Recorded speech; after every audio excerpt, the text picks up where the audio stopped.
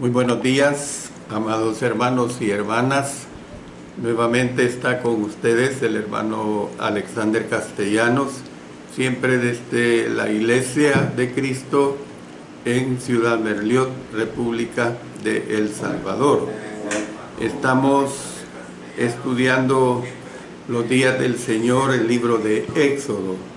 Gracias a Dios ya hemos avanzado, estamos en el capítulo 25 y este día vamos a ver la lección 101 y lo que vamos a seguir estudiando es acerca de el arca, la mesa y el candelero.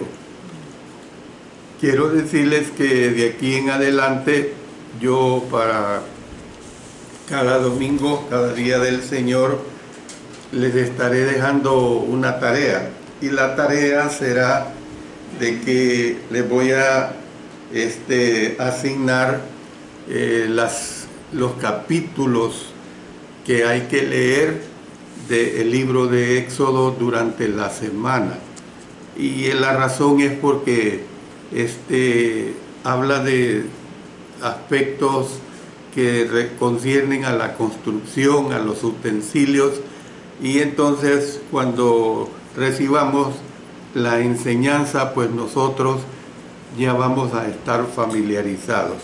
De manera que cuando yo termine la parte del sermón de este día, les dejaré esa tarea para el siguiente día del Señor. Bueno, ahora vamos a ver la predicación que se da de Éxodo en este capítulo 25, específicamente de los versículos 10 al 40. Aquí se ve una situación, se ve el tabernáculo como sombra de los bienes venideros. Eso es lo que aquí se presenta, el tabernáculo como la sombra de los bienes venideros. Los últimos 16 capítulos de Éxodo se centran en la construcción del tabernáculo. La pregunta es, ¿por qué razón? Porque el tabernáculo era símbolo de la presencia de Dios. Al final de Éxodo, el tabernáculo había sido terminado y levantado, porque después de que fue colocado en su lugar, mire lo que dice el último capítulo de Éxodo 40, versículos 34 y 35. Dice: entonces una nube cubrió el tabernáculo de reunión, y la gloria de Jehová llenó el tabernáculo, y no podía Moisés entrar en el tabernáculo de reunión, porque la nube estaba sobre él y la gloria de Jehová lo llenaba. Pero antes vamos a orar para pedir la dirección de nuestro Señor.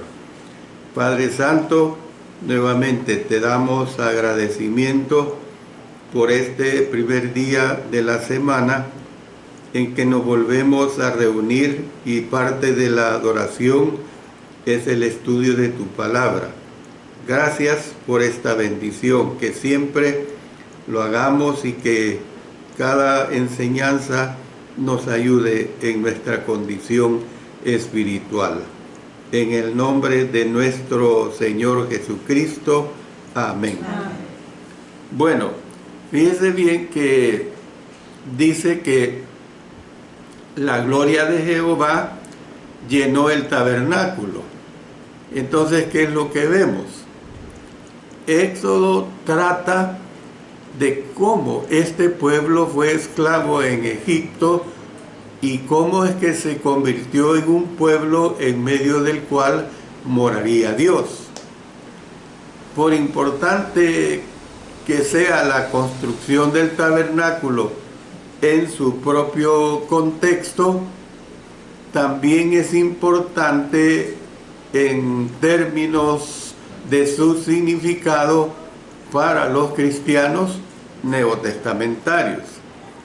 Entonces, la importancia pues que tiene el tabernáculo para los cristianos la señala de manera especial el autor de la carta a los hebreos.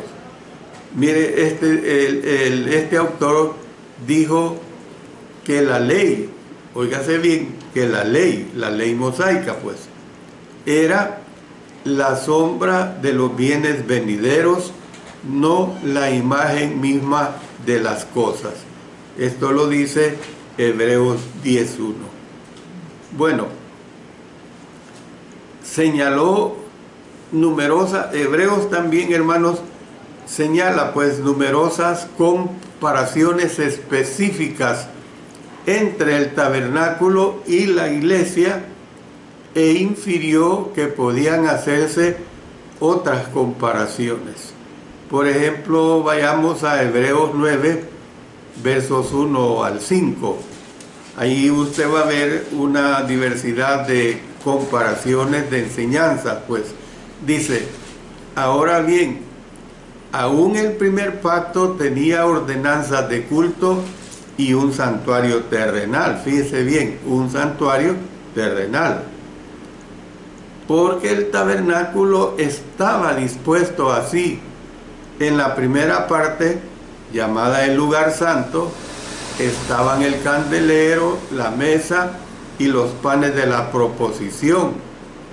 Tras el segundo velo estaba la parte del tabernáculo llamada el lugar santísimo, el cual tenía un incensario de oro y el arca del pacto cubierta de oro por todas partes, en la que estaba una urna de oro que contenía el maná, la vara de Aarón que reverdeció y las tablas del pacto, y sobre ella los querubines de gloria que cubrían el propiciatorio, de las cuales cosas no se puede ahora hablar en detalle. Lo importante es que muchos siglos después, el escritor a los hebreos tiene por revelación divina, pues por revelación del Espíritu Santo, cómo es que revela y hace esta descripción de lo que fue el tabernáculo, y lo hace en una forma que no hay contradicción cuando hemos estado estudiando directamente de la escritura aquí en el libro de Éxodo. Bueno, nosotros podemos ver pues que el tabernáculo fue una sombra de la iglesia, y esto es lo que vamos a ver. Varios elementos del tabernáculo parecen corresponder a elementos de la era neotestamentaria.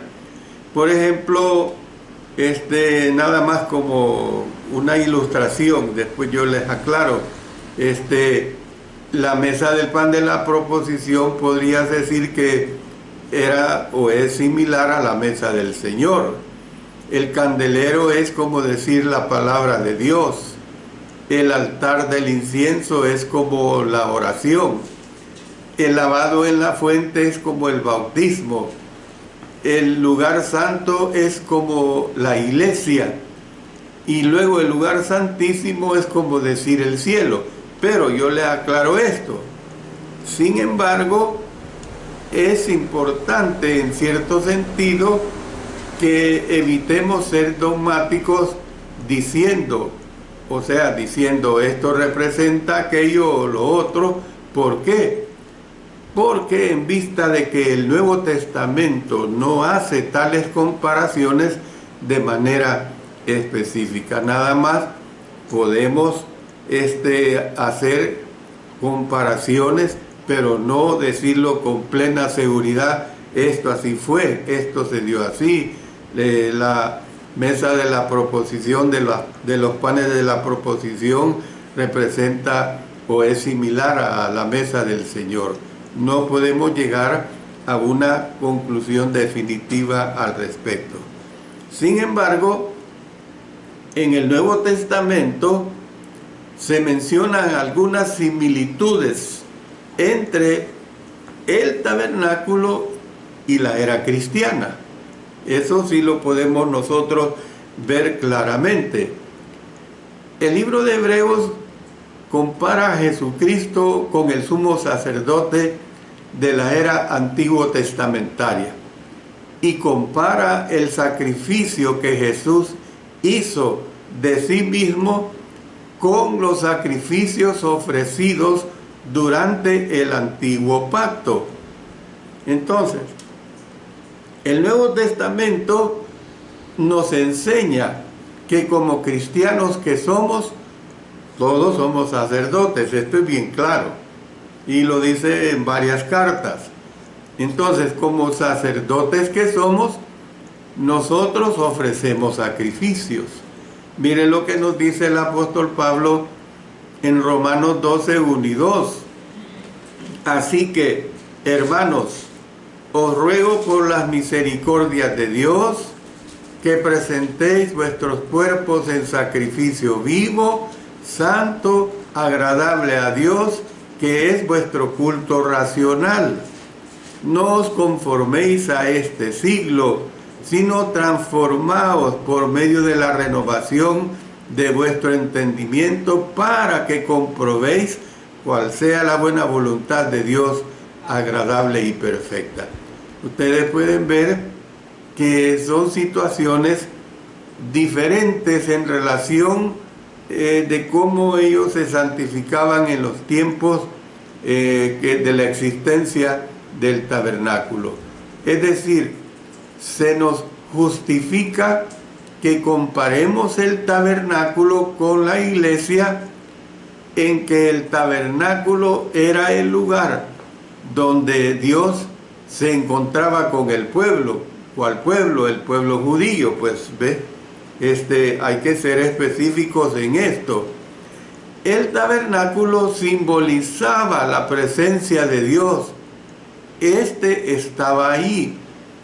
Ahí era donde moraba, en el tabernáculo, específicamente en el lugar santísimo. De manera similar, pues, el Nuevo Testamento habla de la iglesia como la morada de Dios, tomando su figura del templo, el cual fue la forma de tabernáculo más permanente de Israel.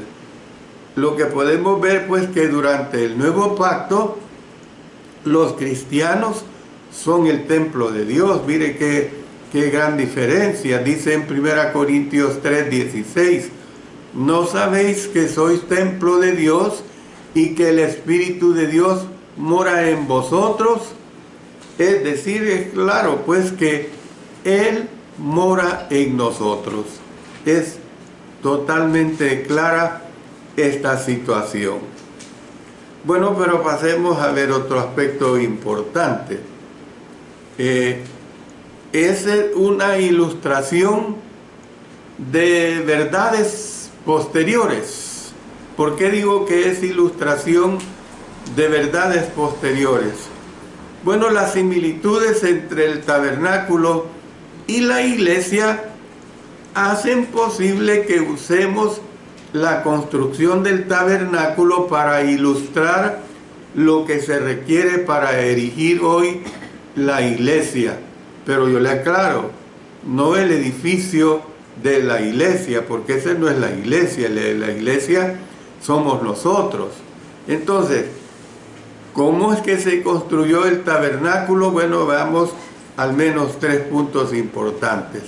Número 1, se construyó de acuerdo al plan dado por Dios, y esto lo hemos visto ampliamente. Dice en Éxodo 25:9, conforme a todo lo que yo te muestre, el diseño del tabernáculo y el diseño de todos sus utensilios, así lo haréis. Luego en Éxodo 40:16 dice, y Moisés hizo conforme a todo lo que Jehová le mandó, así lo hizo. Eso es lo que podemos ver como el punto número 1. Se construyó de acuerdo al plan dado por Dios. El punto número 2 es que se construyó mediante un liderazgo adecuado. Moisés proveyó la guía para asegurarse de que las instrucciones de Dios fueran seguidas, y Dios proveyó a otros hombres que guiaran la construcción del tabernáculo en sí. Miren lo que tenemos adelantándonos en Éxodo 31, 1 al 6.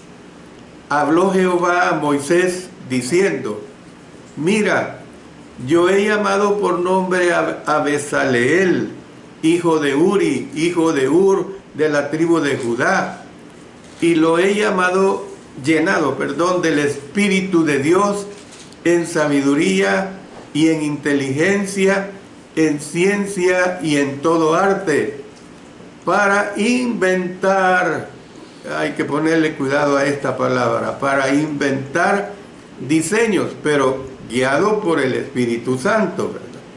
Para trabajar en oro, en plata y en bronce, y en artificio de piedras para engastarlas, y en artificio de madera para trabajar en toda clase de labor.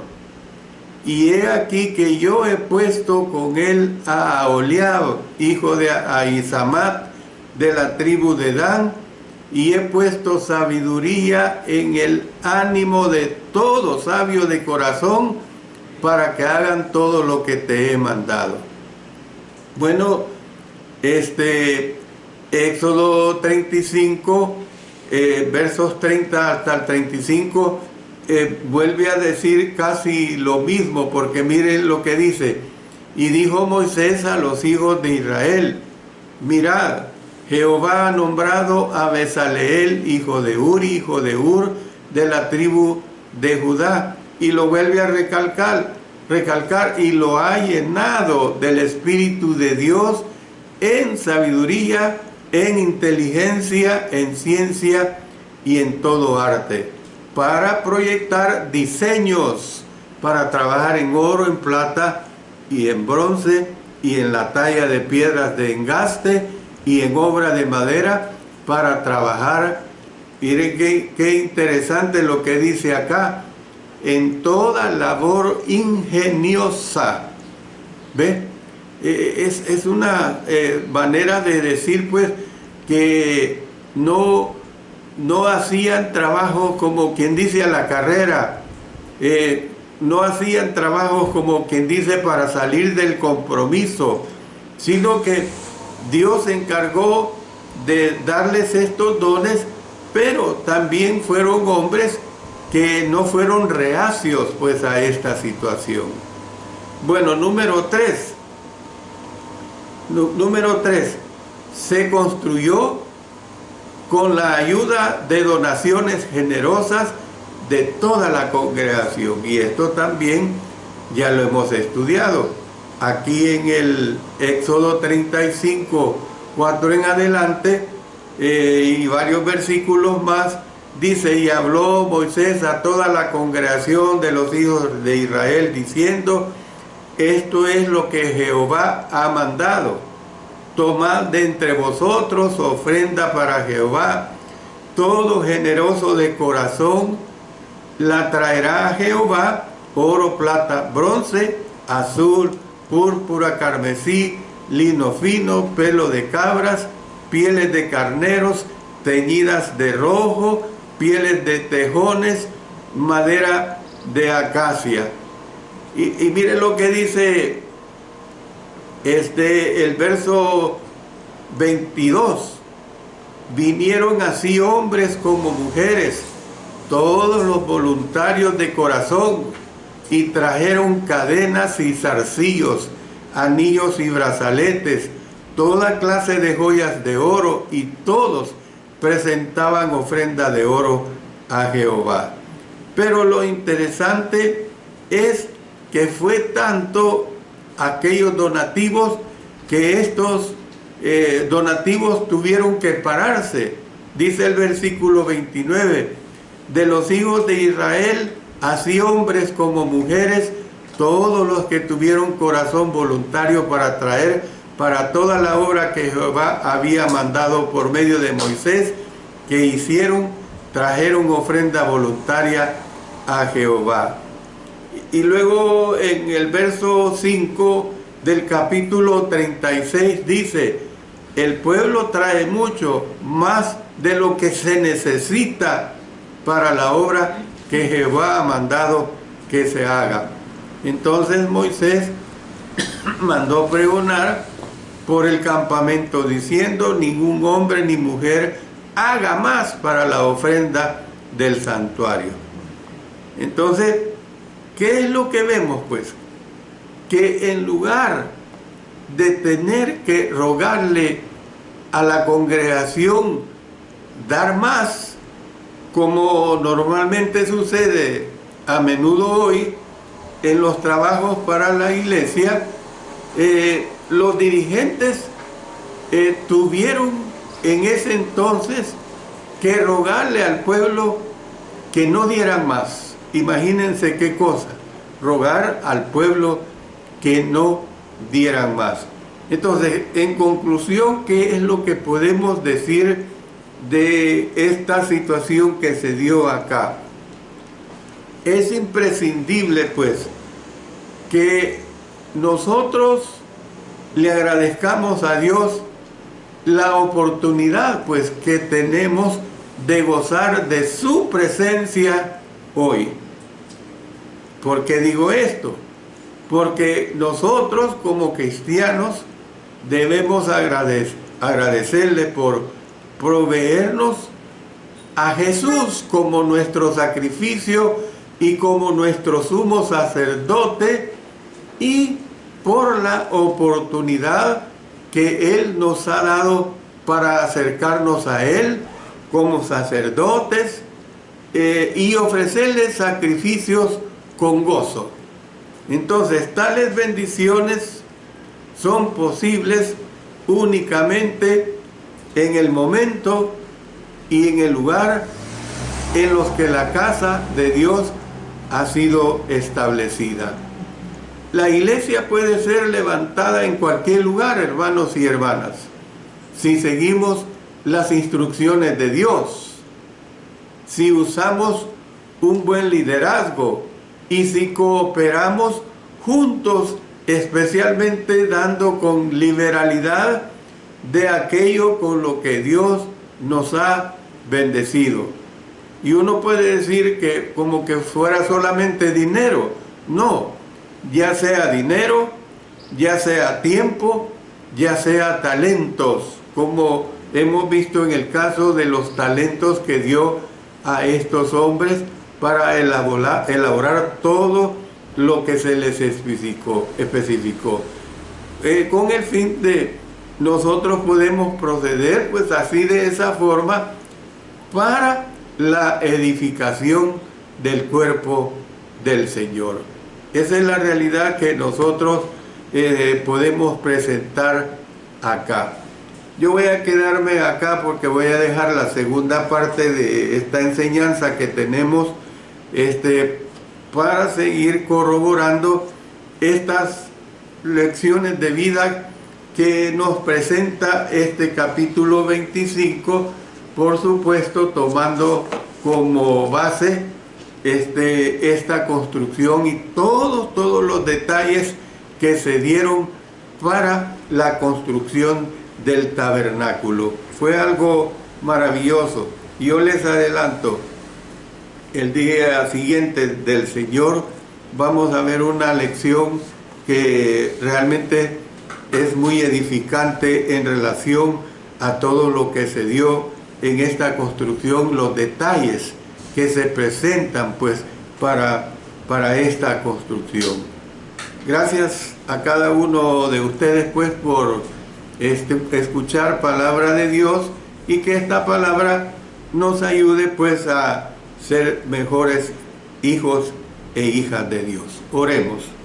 Señor Dios Todopoderoso, te damos gracias por tu gran ayuda que recibimos a través de tu palabra. Gracias porque tú eres grande, porque tú eres muy poderoso y nos ayudas a concentrarnos y de esta manera a mejorar nuestra vida en el Señor. Oramos en el gran nombre de nuestro Señor Jesucristo. Amén. Amén.